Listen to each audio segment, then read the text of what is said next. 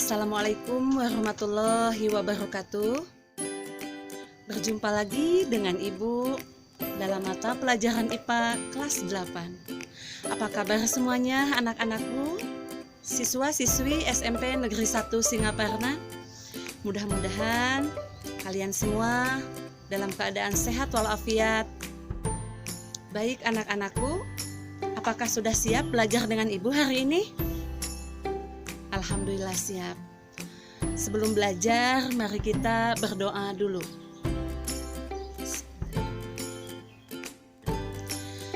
Anak-anakku semuanya, minggu yang lalu kita masih ingat belajar tentang apa? Kelas 8A, coba dijawab. 8B? Ya, tentang zat aditif ya. Apa itu zat aditif?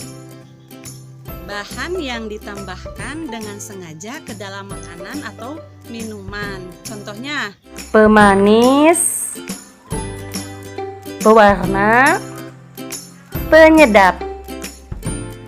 Nah, sekarang Ibu mau nanya nih, ada tidak di sekitar kamu, tetangga kamu, saudara kamu bahkan, yang apabila dia tidak minum kopi, dia suka merasa pusing atau bahkan gelisah?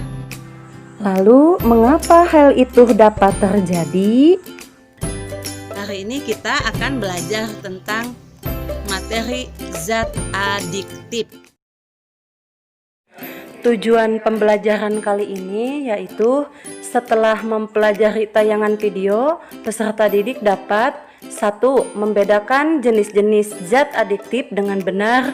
2. Menjelaskan dampak penggunaan zat adiktif bagi kesehatan. 3. Dapat membuat poster tentang bahaya nafza. Dan 4. Memiliki sikap untuk berusaha menghindarkan diri dari bahaya nafza.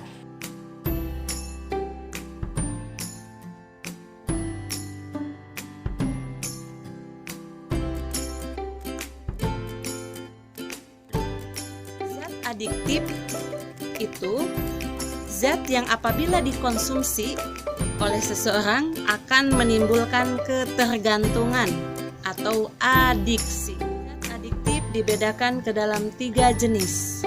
Jenis pertama ada narkotika, jenis kedua psikotropika, dan yang ketiga zat psikoaktif lainnya. Zat adiktif ini kita kenal dalam istilah nafza.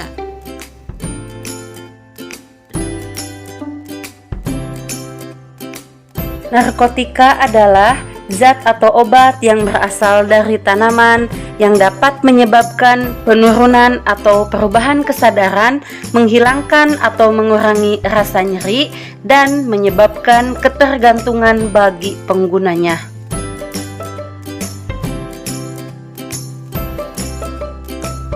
Narkotika dapat dikelompokkan menjadi 3 golongan.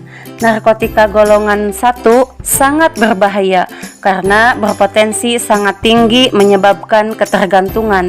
Narkotika ini tidak digunakan dalam pengobatan, misalnya heroin atau putau, kokain, ganja, dan opium. Narkotika golongan 2 berpotensi tinggi dalam menyebabkan ketergantungan dan dapat digunakan sebagai pilihan terakhir dalam pengobatan, misalnya morfin, petidin, dan metadon. Narkotika golongan 3 berpotensi ringan dalam menyebabkan ketergantungan dan banyak digunakan dalam pengobatan, misalnya kodein. Heroin, morfin, opium, dan kodein dalam jangka pendek dapat menghilangkan rasa nyeri, ketegangan berkurang, rasa nyaman, diikuti perasaan seperti mimpi dan mengantuk. Penggunaan jangka panjang dapat menyebabkan ketergantungan, meninggal karena overdosis, menyebabkan sembelit, gangguan siklus menstruasi, dan impotensi. Efek jangka pendek penggunaan ganja yaitu akan timbul rasa cemas dan gembira menjadi satu, banyak bicara, tertawa terbahak-bahak, halusinasi, berubahnya perasaan waktu, lama dikira sebentar, jauh dikira dekat, peningkatan denyut jantung, mata merah, mulut dan tenggorokan kering. Penggunaan ganja dalam jangka panjang dapat menyebabkan daya pikir berkurang, motivasi hidup turun drastis, perhatian ke lingkungan sekitar berkurang, radang paru-paru, daya tahan tubuh menurun, dan gangguan sistem peredaran darah. Psikotropika adalah zat atau obat yang berkhasiat psikoaktif yang mempengaruhi mental dan perilaku seseorang. Misalnya orang yang sulit tidur bila meminum obat tidur golongan psikotropika dapat menyebabkan tidur nyenyak. Tetapi penggunaannya harus sesuai dengan resep dokter ya.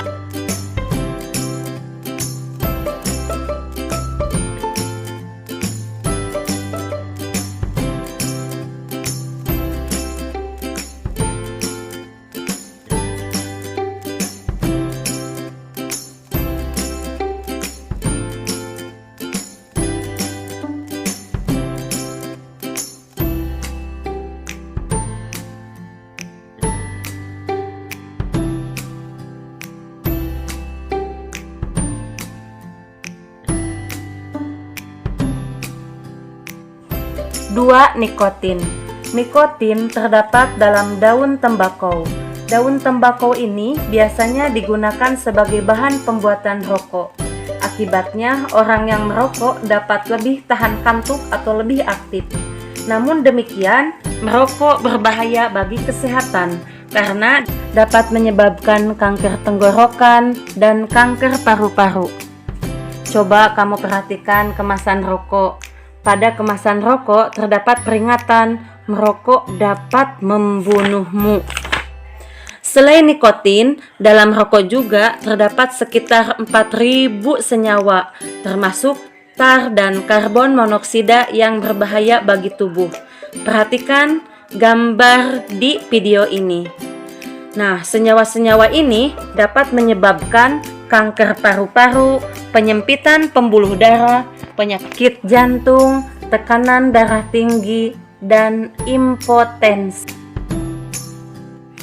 3. Kafein. Kafein merupakan zat yang secara alami terdapat dalam kopi.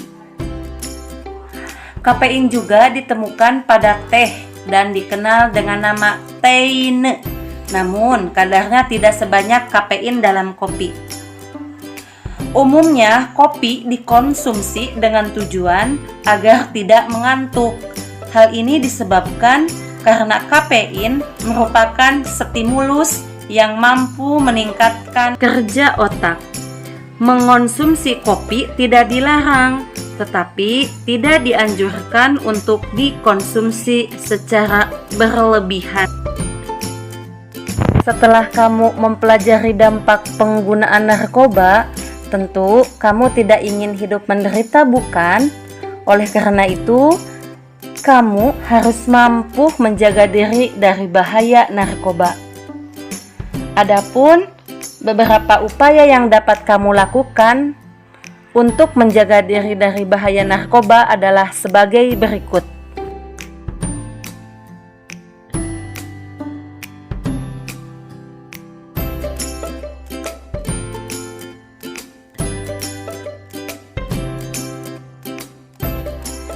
Alhamdulillah, untuk materi zat adiktif Ibu rasa cukup. Mudah-mudahan anak-anakku semua dapat memahaminya. Kesimpulannya bahwa zat adiktif dibedakan ke dalam 3 jenis, ada narkotika, psikotropika, dan zat psikoaktif lainnya. Sudah banyak orang yang terkena pengaruh buruk nafza dari gangguan fisik dan mental, bahkan berujung kematian. Tuhan telah menganugerahi kita tubuh yang sempurna. Sudah menjadi kewajiban kita untuk menjaga agar tubuh tetap sehat. Salah satunya dengan tidak mengonsumsi narkoba dan bahan-bahan yang dapat merusak tubuh. Jika kamu menghadapi masalah, lebih baik berkonsultasilah dengan orang tuamu, gurumu, teman, dan berdoa memohon petunjuk kepada Tuhan Yang Maha Esa. Sebagai penilaian keterampilan untuk kali ini Ibu berikan tugas yaitu membuat poster tentang bahaya nafza. Waktunya 1 minggu. Minggu depan dikumpulkan lewat GC atau kalau ada kesempatan ke sekolah, posternya bisa dikumpulkan ke Ibu. Untuk mengetahui pengetahuannya, Ibu berikan post-test yang sudah tersedia di Google Classroom. Sekian penjelasan dari Ibu, mudah-mudahan ada manfaatnya. Wassalamualaikum warahmatullahi wabarakatuh.